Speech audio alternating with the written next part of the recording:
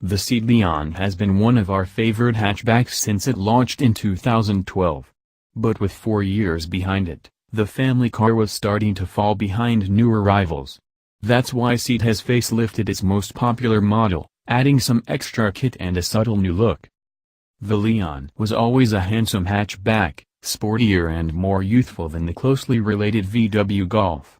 That's probably why the new model has been tweaked only slightly, with a new front bumper, an updated grille, fresh alloy wheel designs and a selection of new colors. There's some new upholstery and lighting inside as well. Extra equipment includes traffic sign recognition, wireless phone charging and traffic jam assist, which we first trialed on the Nutka SUV. Cars from SE Dynamic Technology upwards, all but the two lowest specs, get an 8-inch touchscreen display, too. Our car wasn't a UK spec car, so it got the larger screen, but the UK version makes do with a 5-inch unit. That's a real shame at this price point. The infotainment system itself hasn't changed much, but that's no bad thing as it was already one of the most intuitive setups on sale, meaning the Leon is definitely still on par with most rivals when it comes to in-car tech. There's even a button that goes straight to your linked smartphone display, be it Apple CarPlay or Android Auto.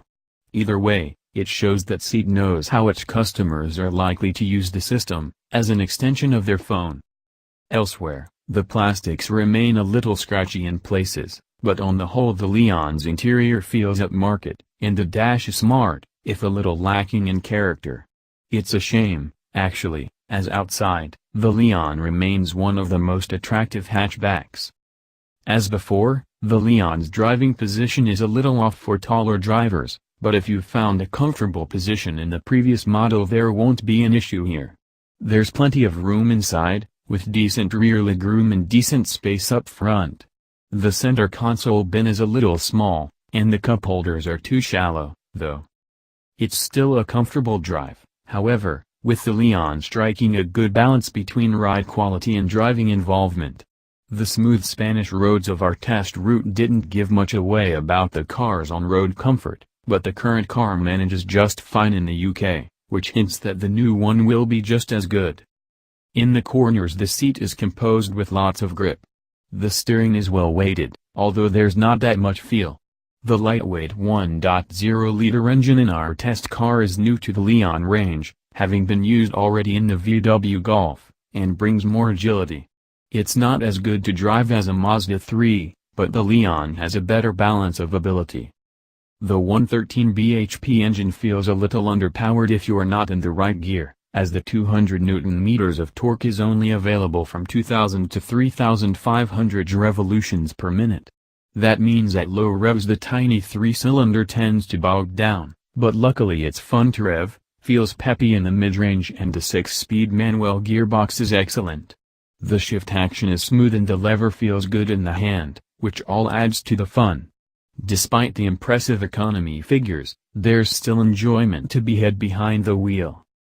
The little engine will manage 64.2 miles per gallon, and emits just 102 grams/km, so it's bound to be a hit with private and company car buyers alike. It looks like being the pick of the range, although it's tough to be sure about real-world economy until we subject it to our UK road test. Still, tax will be nice and cheap, and the petrol unit is much more refined than the 1.6-liter TDI diesel you might otherwise go for. In fact, thanks to some extra soundproofing, at idle the only way to tell the engine is even on is by feeling for vibrations through the gear stick. It really is that quiet. As you dial in more revs it starts to speak up, but it's not an unpleasant noise. There's not too much window road noise either, so the Leon is actually a pretty quiet car to drive at high speed. It's practical too, with the 5-door still getting a 380-liter boot, matching the Golf, that opens up to 1,210 liters with the seats down. The boot is spacious rather than cavernous, and the seats don't fold down completely flat, though. With a starting price of around £17,000 the Leon looks like good value, if not quite as much of a bargain as the Vauxhall Astra, our reigning family hatch champion. That's especially true when it comes to the 1.0-liter version, as the excellent 3-cylinder unit in the Astra is available from just £16,615 compared to this car's £18,995 price point.